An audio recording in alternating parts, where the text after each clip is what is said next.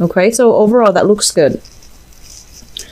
The sixth house deals with your health, your work, and also the daily routine. Okay, and we have here the Three of Cups. So first of all, the Three of Cups, as it relates to your work, there might be some type of I want to say like it's like this is a card about group acceptance when it's in the upright position. When it's in the reverse position, it's like a little bit of catty energy surrounding coworkers not getting along, and then one person, you know, comes to you with their grievances around about the other person, and then the other person coming to you with grievances, and vice versa.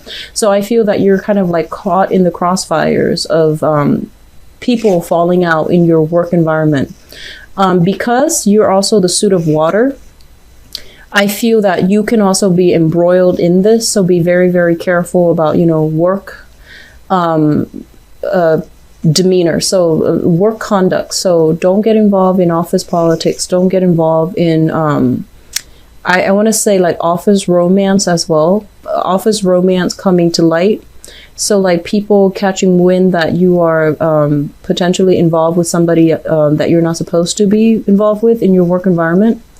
And also just overall cattiness and gossip. Just be careful and to avoid that. Okay, lay low. Just don't get involved when people want to. If people want to vent about a fellow coworker or a boss or whatever it is, just let them vent. Don't chime in and don't offer anything. Okay, I feel like it can backfire, so be very careful. The entire three cards here are all major arcana, so I feel that their energy, you know, I read them in relations to one another. So I feel that this area of your life, it needs a little bit of work. Okay, so the work environment, especially how you entertain yourself, make sure that you are not involved with like seedy people, and you're not using, you know, doing like destructive things as it relates to recreation. So just things that are self-destructive. Okay. And then we do have issues here regarding, you know, communication, siblings, and things like that. All right. So those are the four areas that you might want a little bit of focus on, or at least iron those wrinkles out as we continue into January. So as it relates to your daily activities and, you know, your daily routine, the Three of Cups in the reverse position as well is it's a card about, you know, not really going out as much, not really like I almost want to say like you're not really I feel like your social life somehow, you're either purposely doing this or, you know, the opportunities are not available, but there's a lack of going out, mingling, and talking to a lot of people. So overall, I do see a sense of like isolation, a little bit of a loneliness. And when you do go out, it feels a little bit forced and it feels a little bit uncomfortable for you. Okay. So you are a lot more selective about, you know, who you are hanging out with. I feel for some of you, there might have been some major information or news or things like that coming to light with the people that you're hanging out with as well. So you are reassessing. You're reassessing whether or not they're still good friends to keep around as well. Reassessment is always good when it comes to friendships, because oftentimes, you know, we usually outgrow people and we just hang on for sentimental reason. And you have a habit of doing that too, Scorpio. You hang on to people that might not be good for you, mainly because you have a history with them, or mainly because, you know, you grew up together. But just make sure that the people you surround yourself with are appropriate for you and that they induce growth and, you know, they bring about new opportunities for mutual growth. Okay. Let me see what else here. So in terms of your health, the Three of Cups is pretty much cutting back on drinking, cutting back on sugar consumption, cutting back on, like, you know, the richer foods and things like that. So I feel like you're getting the basic diet, like getting to the root of the matter. So, you know, cutting back on sugar and things that might create excess weight gain and things like that. So I do sense, you are definitely a lot more stringent, a lot stricter when it comes to your diet and, your health. So that looks good. Now, the 7th house deals with partnership, and it could be partnerships in romance or partnership in work. First of all, for those of you who are partnered up with another person in work, okay, so let's just say work first. We have here the King of Wands. This is a fire sign. This is a Sagittarius, an Aries, or a Leo. And this is a person that is, they can be a little bit demanding when it comes to their needs, okay? They can be a little bit like, I almost feel like somebody who is quite intimidating to deal with, somebody that you might be intimidated by, or somebody that is quite controlling, that's kind of difficult and quite demanding and controlling. So this energy, as it pertains to a work partnership, I do feel that this person is looking at other avenues to make money. And I feel that they're scoping out new territories without consulting you. So I do sense as well that, they might want to leave the partnership, or they might want to like check elsewhere. So they're saying somebody with the wandering eyes. So I feel that this can also relate if you are dealing with this person as a romantic partner. So for those of you, and this is it's gender neutral, so this can be a male or a female. If you're dealing with this person, I feel like somehow for the majority of this month, they might be in the picture at the beginning of the month, and then they might be out of the picture by the end of the month. So don't put all your eggs in one basket with this person. If it's somebody new that you've just met, which is, fire sign, sun, moon, or rising, Sagittarius, Aries, or Leo, don't put all your eggs in one basket with this person. They seem a little bit unreliable. It's almost as if they're looking at the greener pastures. It's almost as if they are emotionally checked out, and they're looking for excitement. They're looking for a lot of fun. They want to do things that they want to relive like their youth. So they're a little bit reckless and irresponsible. At their best, they can be very, very protective, very generous with their time and their resources.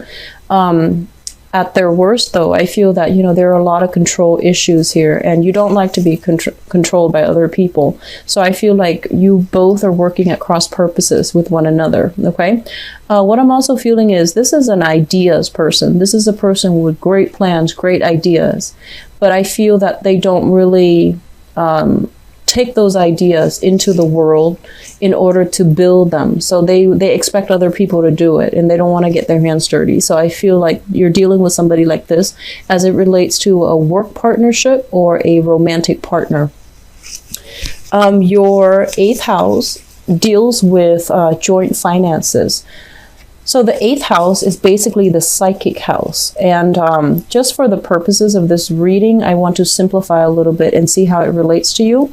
But usually if there are important things that, if the card is important and it falls into a specific house, then I will mention it. But the 8th house and also the 12th house, those are both psychic houses. And so let's talk about this card. We have the sun in the reverse position.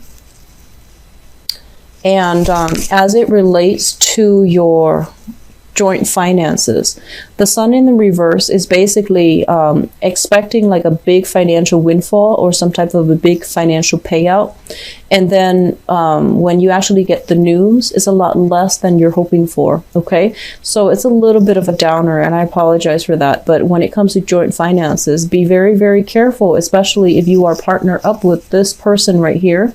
I feel like they are prone to exaggeration when the reality sinks in. There might not be as much financial abundance as you had hoped, okay? And with the sun in the reverse as well, I keep seeing this is a card, it represents children as well, and it links up, it's opposite your 2nd house, which deals with children. I feel like a lot of expenditure is going towards the children. So, you and a partner, if you have joint, like either joint custody or even like joint finances linked up together, there seems like, at first it seems like there's a lot of money, but then after you subtract all the expenditures as it relates to children, then I feel that there isn't a lot left over. So be very careful when it comes to spending overall, okay? For those of you who are just, single and you have share, like you live with another person and you share things with another person, either a roommate, even like family members, or even whoever it is that you are dealing with, it feels almost as if one person is not putting in their fair share of the responsibility. So the responsibilities being their financial obligations. So somebody is falling short mainly because they're not practical when it comes to calculating and doing their budget. Okay, sitting down, doing their budget. This situation, they're saying, is going to clear up like within a month or so. But this is seems to me as if this is a sore spot in your chart right now. And if you let it fester, balance out whatever that financial obligation you share with another person, balance it out, sort it out. I do feel it's heavily related to children and things like that.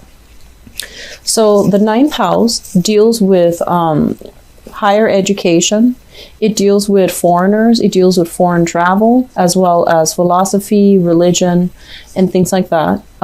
We have here the King of Swords. And I feel like for those of you who are in school, this is a very, very good card. This is somebody that is very logical. They're very, very systematic. Their mind is very sharp. They have incredible critical thinking and problem solving skills. And so if you're in school, I feel like this is the energy that you are projecting.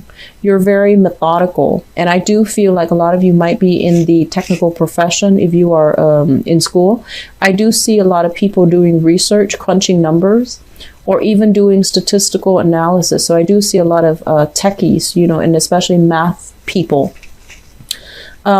In terms of as it relates to philosophies, foreigners, and even foreign travel, there is this person in your life right now that is really expanding your horizon. So we have here a Aquarius, a Gemini, or a Libra, Sun, Moon, or Rising. And it can be male or female. The way that it shows up here is this is somebody who is, they're not an emotional person. They have a lot of questions. They're very inquisitive. They know a lot of things about a lot of things. And I feel that their energy is not one that is very laid back and receptive. Their energy is a little bit more confrontational. So they like verbal debates. They like, having philosophical discussions. And I feel that you're going to be communicating with this person heavily. And I feel like they might challenge as well. They might challenge some of the things that you have grown up believing. They might challenge. They might, force you to back up your claims. They might force you to show them evidence and things like that. If you're a student, you might have a teacher like this, okay? Like a professor or even a teacher. And so this is somebody, in order to get on his or her good terms, you want to quote everything, cite everything, so that he knows that you're thorough, okay? Let me see, foreign travel. There is discussion about travel with this person. So however they appear in your life, there's a lot of discussions about travel with this Aquarius, Gemini, and Libra, Sun, Moon, or Rising, and male or female. And it's very good for you. And I feel like it's going to be kind of like an outlet. So I feel that, if you while growing up, you might have wanted a lot of emotional, conversations. I feel that as an adult, the outlet in order for you to get this emotional gratification is to have these very, very philosophical discussions with another person. I do feel like that's going to really feed your emotional needs as an adult. Okay, so if the emotional aspect has been vacant grown up, I feel like you're compensating in this manner, and it's not negative or positive, but I feel like it's going to be quite different from what you're used to, and it actually can heal this aspect right here. Okay, so focus more on having these philosophical discussions. Focus more as well. This is a very good card that basically means, for those of you who want to go back to school, this is a good card that it's basically a yes, because your mind is very sharp, and if it's not utilized, then it's basically wasted. So they're really encouraging encouraging you to go back to school, or even if you're kind of like at a loss for a career path and or even a work, finding a work environment that's favorable for you, that will make you happy. I do feel like going back to school or working in an educational institution would be very beneficial for you. Okay. The 10th house deals with career, and it also deals with the father. So let me talk about the father first, because this is a big message coming through. So the 4 of Swords is a card about recuperation, after surgery, after some type of health crisis. Okay. So this is like overcoming that, coming out of surgery and getting the clean bill of health. So I feel that, you might hear something about this as it relates to your father. As it relates to your career, we have the 4 of Swords, and the 4 of Swords is a situation where we have stayed rested for too long, and we need to make a move. We need to resume the battle, and we need to just put ourselves out there to see what's available. So I feel like there might be some disagreements and some strife coming through in your work environment right now. I feel like you're maxing out on your ability to really, progress on the income level. So I feel that it's really important for you to figure out where you need to be career-wise, because this area is also quite shaky. And I feel like for a lot of you, you might have been raised in an environment where things were kind of unstable, where you couldn't get that clear sense of guidance from either a father figure or a mother figure. And as a result of it, and you might not have had siblings that you can bounce ideas off of. You might have been the only child, or there wasn't that strong connection between siblings. So I feel that you were on your own trying to figure things out, and it became very, very difficult. So I feel like you're kind of floating around.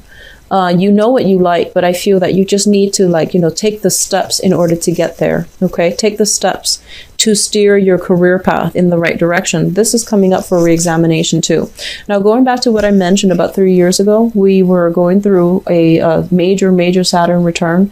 It was quite painful, but whatever was problematic had to be pretty much knocked down so that you can rebuild, right? So your foundation, it was built on faulty footing. And so it crumbled, and it needed to be dismantled because it wasn't good for you. So what it's saying is that, sometimes some people, so let's just say, if a tower breaks down, right? Some people, they get a little bit complacent. They're afraid of change. So whatever is broken down, they try to use the same material to build it back up. And then others, they wipe the slate clean and they start over. And so they're pretty much urging you right now, you have obligations, you have things where, and I feel like a lot of you have children and you have financial obligations.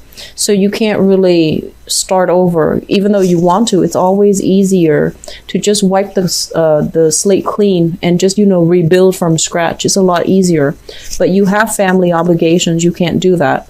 And then others of you, there's nothing holding you back, but I feel like it's the fear of change, because you're shown up here in the reverse position, meaning that you're clinging on to a situation way past its expiration date, and some things need to change in your life, but you're so fearful of change, okay?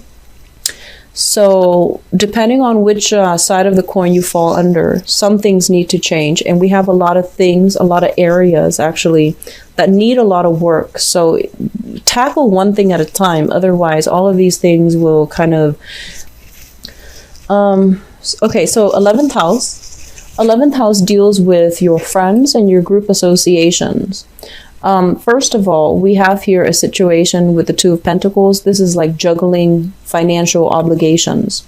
I feel like for sometime this month, there might be a friend that might need your help, financial assistance, okay? And I feel like there might be a friend here that you are either lending money to, or you are reaching out to, I feel like you might be the one reaching out to, for financial assistance, or a friend is coming in to reach out to you for financial assistance. But either way, there's going to be news and things like that related to a friend. This is also a card about travel as well. So, traveling to see a friend, or even having a friend come to see you. So it looks very, very positive overall. As it relates to group associations, this is a card about you still reassessing. So I mentioned before, oftentimes group associations relate to things that are optional, right? So you want to ally yourself with groups, and even